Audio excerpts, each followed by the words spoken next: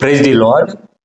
Christmas పండుగ దినాలలో వివిధ రంగుల కాంతులనిచ్చే నక్షత్రాలను ఇళ్ల మీద ఏర్పాటు చేయడం జరుగుతుంది. దానికి గల కారణాన్ని మనం విశ్లేషిద్దాం. నక్షత్రం యాకోబులో ఉదయించును అని సంఖ్యాకాండము 24వ అధ్యాయము 17వ వచనంలో రాయబడిన ప్రవచనం నెరవేరునట్లు యేసుక్రీస్తు ప్రభు వారు యూదా బెత్లెహేములో శరీరధారిగా జన్మించినప్పుడు విశ్వంలో ఒక ప్రత్యేకమైన నక్షత్రం ఉదయించింది. దేవుడు తనకు తానుగా ప్రత్యక్షపరుచుకుంటే తప్ప ఏ మనుషుడు కూడాను దేవుణ్ణి కనుగొనలేడు. జ్ఞానుల యొక్క జ్ఞానము ప్రభువారిని కనుగొనలేకపోయింది. దాంతో ఆకాశంలో నక్షత్రం ఉదయించి వారిని ప్రభు యొద్దకు చేర్చింది. ఆ నక్షత్రము లోకానికి ప్రభువారిని చూపించింది.